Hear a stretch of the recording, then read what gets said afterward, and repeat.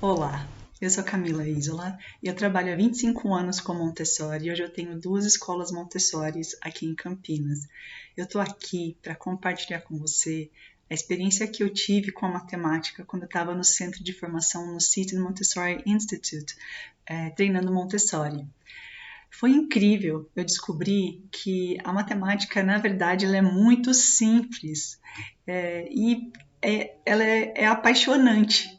Então, quando que eu tive o maior insight de todos durante o curso? Foi no momento em que eu vi a apresentação da adição dos grandes números com o material dourado.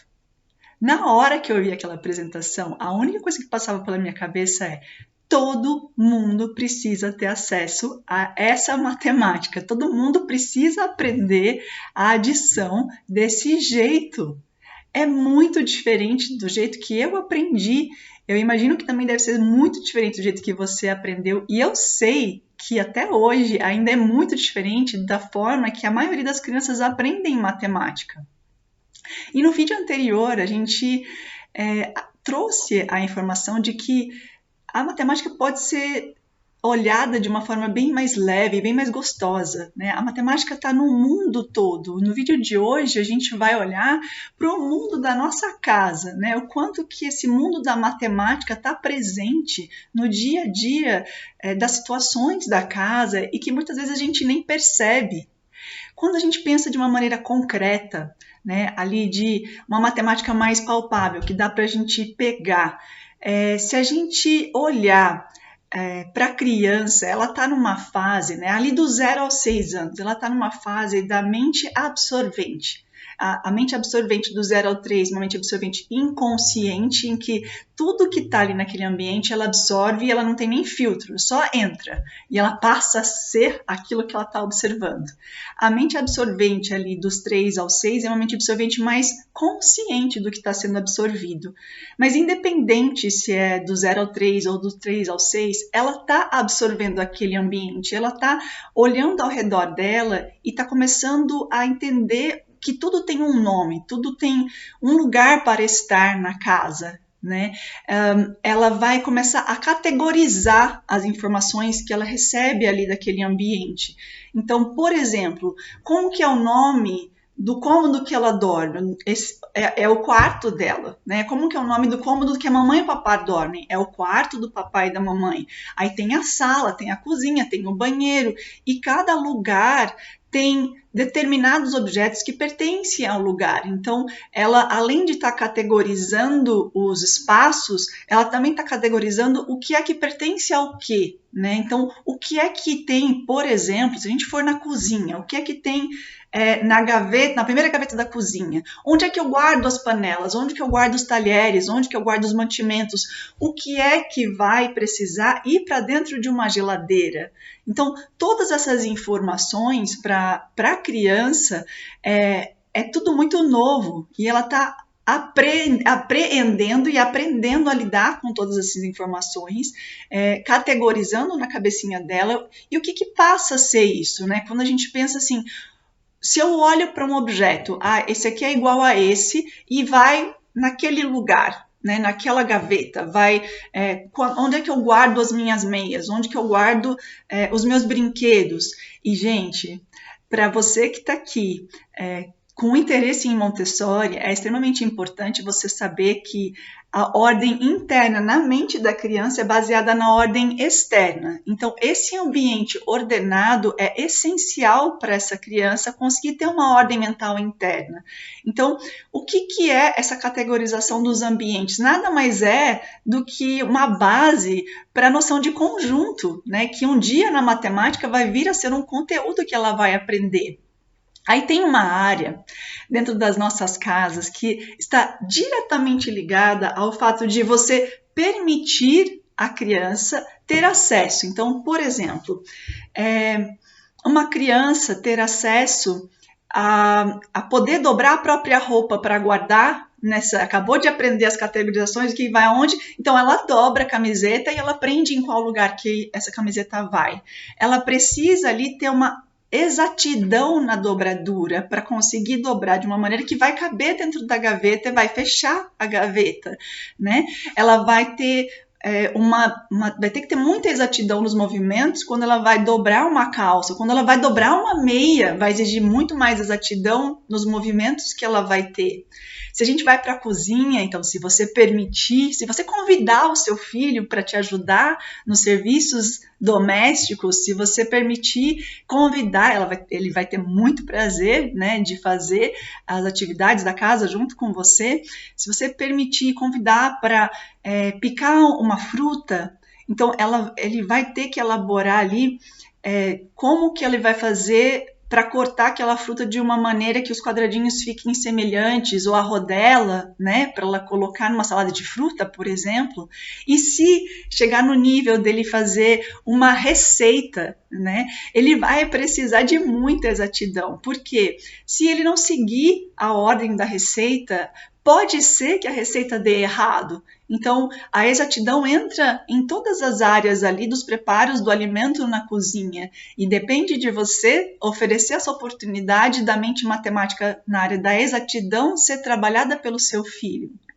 E aí, além disso, tem uma área que eu só vim a ter um insight a respeito quando eu fui, em uma semana da pedagogia, eu fui na Unicamp para dar uma aula para falar a respeito de Montessori, né? A gente sabe que a maioria das faculdades de pedagogia hoje não falam muito de Montessori, então quando tem uma oportunidade, lá estou eu. E aí eu adoro, nessas aulas, levar os materiais Montessori. E eu levei vários materiais da sala, coloquei numa mesa, apresentei o que é Montessori, então quais são as áreas de uma sala Montessori da turma de 3 a 6 anos, e para que cada área serve, o que tem em cada uma daquelas áreas de maneira geral.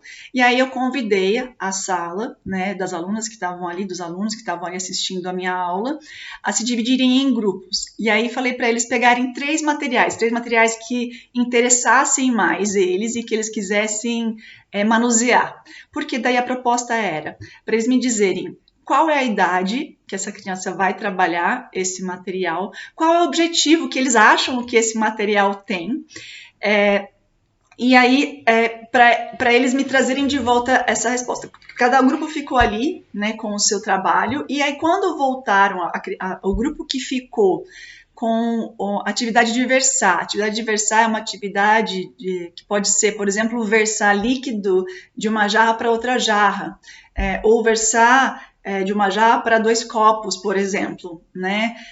Ou versar com um funil, inclusive, tem atividades de versar que você usa um funil.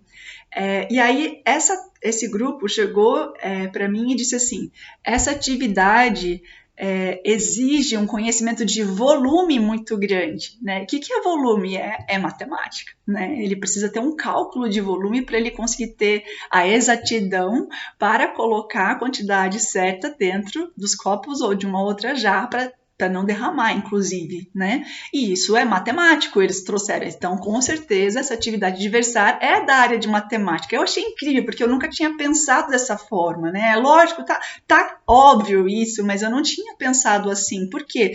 Quando a gente insere o material de versar na sala Montessori, o objetivo dele é para trabalhar coordenação, concentração, ordem e independência. Então, o objetivo direto é esse.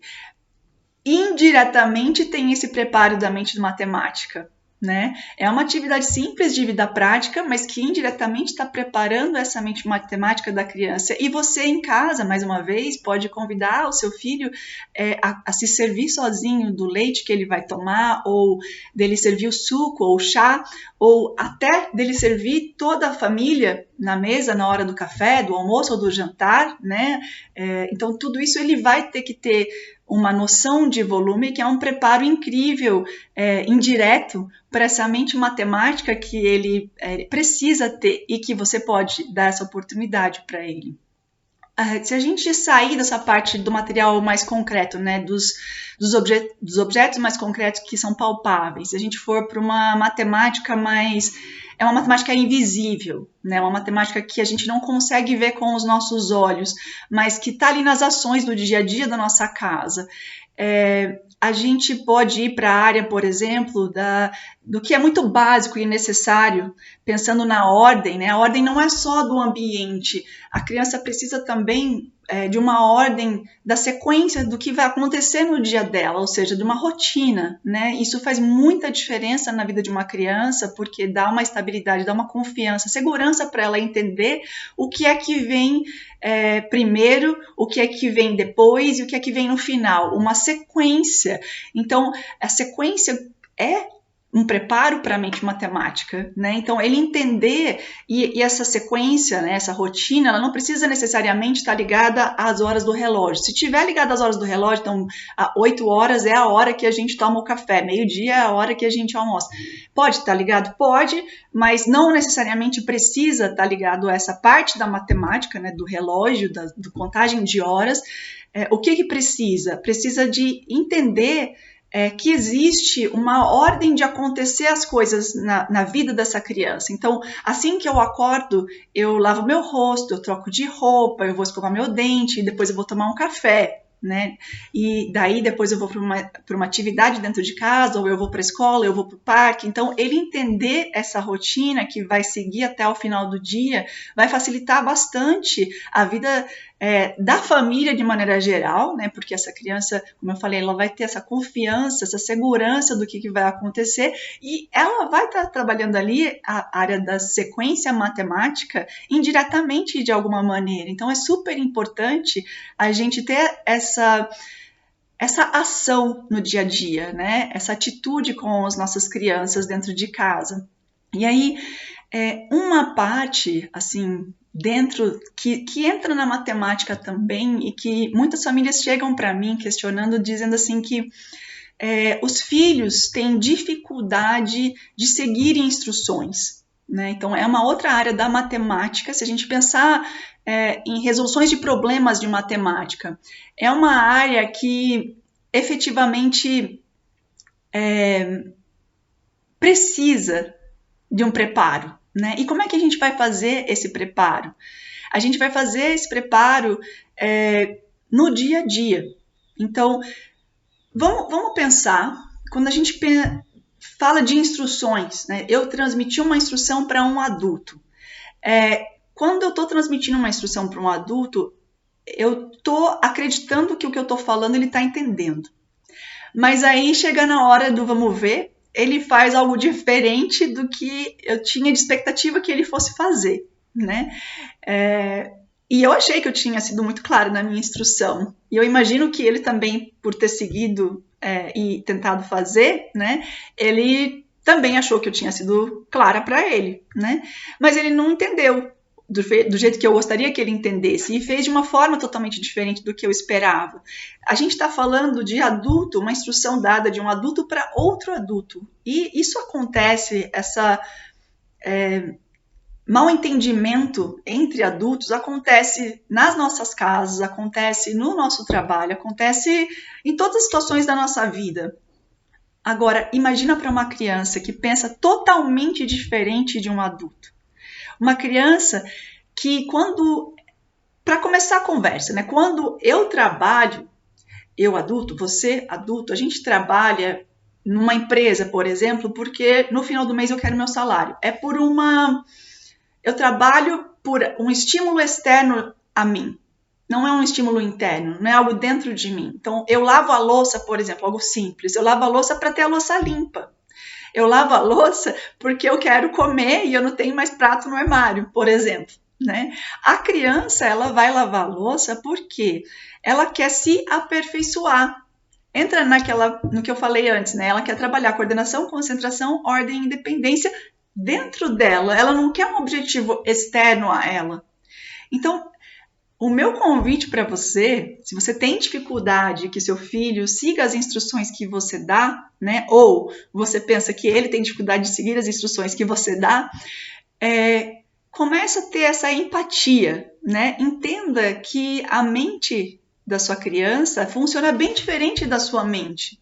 Quando ele vai fazer um trabalho, ele vai fazer para ele, não para você, não para algo fora, né? Não para uma questão de um fim fora dele. Então, precisa ter essa empatia com essa criança.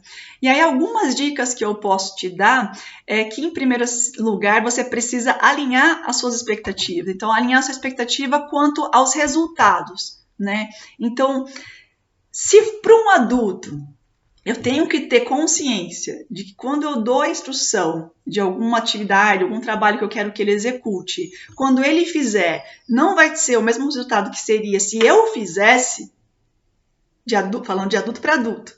Para uma criança, eu preciso alinhar minha expectativa para um resultado da expectativa do que essa criança tem perante o trabalho que ele vai realizar.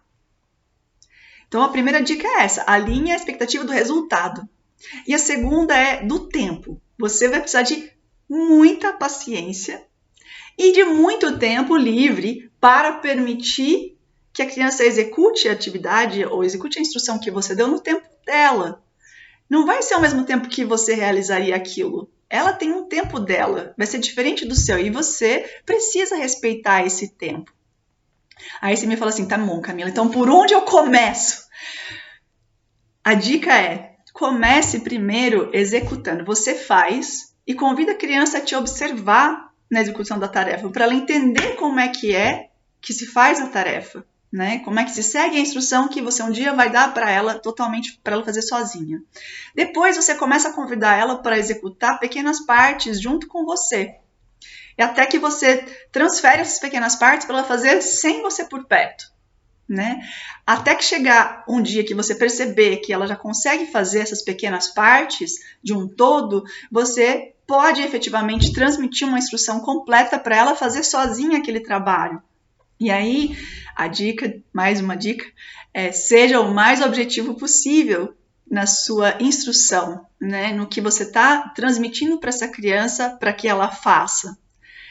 É muito incrível isso, não é? Porque assim, parece óbvio quando eu estou falando para vocês, mas às vezes a gente não para pensar em tudo isso, né? O quanto que a matemática está ali dentro da nossa casa, nesse mundinho do nosso lar, presente a todo tempo, e às vezes ela passa completamente desapercebido. Imagino que você já tinha parado para pensar dessa forma?